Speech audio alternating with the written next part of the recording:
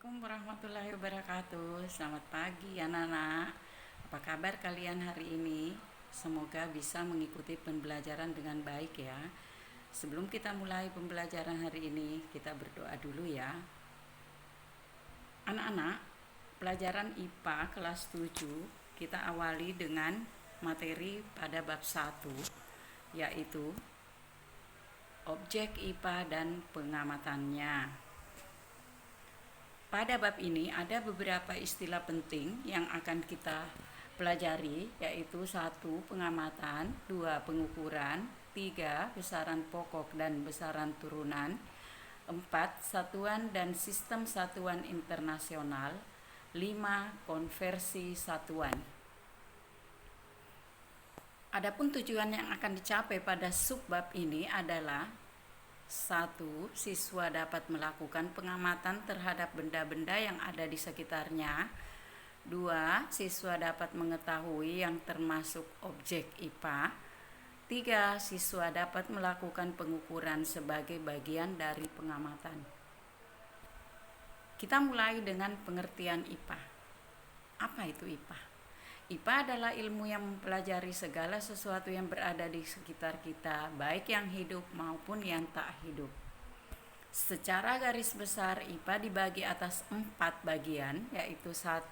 Ilmu kimia, 2. Ilmu fisika, 3. Ilmu biologi, 4. Ilmu bumi dan antariksa. Anak-anak, IPA berkembang melalui proses yang sangat panjang. Proses perkembangan IPA ini melalui proses penelitian yang dilakukan oleh ilmuwan-ilmuwan di seluruh dunia. Di dalam menemukan konsep-konsep IPA, para ilmuwan melakukan kegiatan penyelidikan yang disebut observasi atau pengamatan. Dalam melakukan penelitian, ilmuwan melakukan penelitian melalui langkah-langkah yang disebut metode ilmiah. Langkah-langkah tersebut sebagai berikut. 1. Melakukan observasi awal. 2. Merumuskan masalah. 3. Merumuskan hipotesis atau dugaan sementara. 4. Melakukan eksperimen. 5. Melakukan analisis hasil. Terakhir baru menarik kesimpulan. Anak-anak, di sini kita akan mempelajari bagaimana cara mempelajari lingkungan sekitar kita.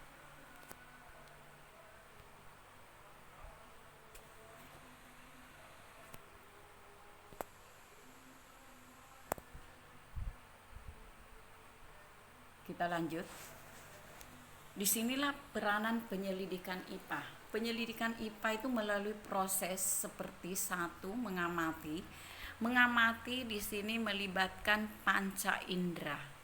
Panca indera itu yang mana saja? Ada mata, telinga, hidung, kulit, dan lidah.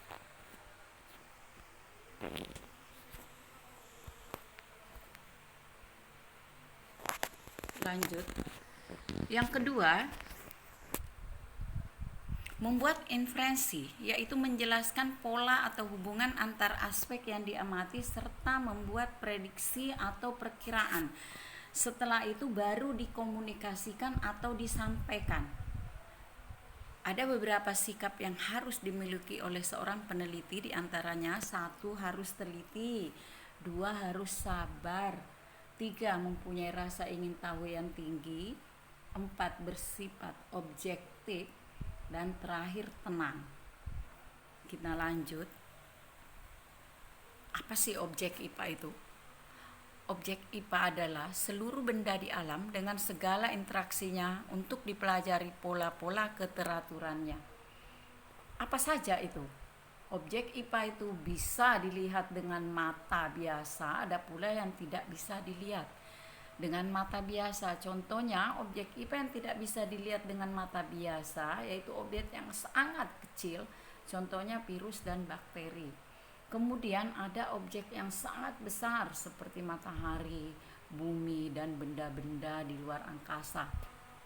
Berikutnya ada makhluk hidup seperti manusia, hewan, dan tumbuhan, dan segala yang ada di sekitar kita. kita lanjut. Pengukuran. Kenapa pengukuran? Terkadang dalam pengamatan objek saja tidak cukup, untuk itu dibutuhkan kegiatan penggunaan alat ukur yang sesuai. Dari pengamatan ini nanti pada suatu objek akan didapatkan misalnya panjang, massa, tinggi, berat, kemudian volume, kecepatan, dan lain-lain. Itulah yang disebut sebagai besaran. Bagaimana pengukuran dianggap sebagai bagian dari pengamatan?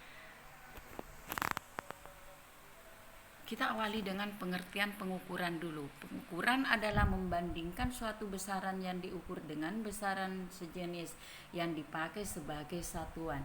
Ketika kita membandingkan suatu besaran atau mengukur suatu besaran, otomatis kita melakukan pengamatan. Misalnya sebuah meja kita ukur dengan menggunakan jengkal, nanti akan ada hasil berapa jengkal ya. Begitu juga misalnya ketika kita menggunakan alat ukur seperti meteran, penggaris, dan seterusnya. Pada pengukuran digunakan alat ukur dan satuan, misalnya tadi jengkal, maka jengkal di sini bertindak sebagai satuan. Kemudian pengukuran demikian juga jika menggunakan alat ukur berupa penggaris atau meteran tadi, maka satuan dari alat ukur itulah yang dijadikan sebagai pembanding atau satuan. Pengukuran dengan jengkal jika dilakukan dengan orang yang berbeda akan didapatkan hasil yang berbeda. Maka inilah yang disebut dengan satuan tidak baku. Materi ini kita akan bahas lebih lanjut pada pertemuan berikutnya. Anak-anak, untuk materi besaran pokok dan besaran turunan, satuan baku dan satuan tidak baku, serta sistem satuan internasional, kita akan bahas pada pertemuan berikutnya.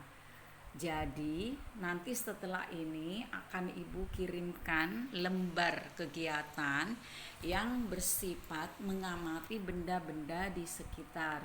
Setelah itu nanti akan ada beberapa pertanyaan yang sifatnya berkaitan dengan hasil pengamatan kalian. Tetap semangat, jaga kesehatan, stay home. Kita ketemu lagi pada pertemuan berikutnya. Terima kasih. Assalamualaikum warahmatullahi wabarakatuh.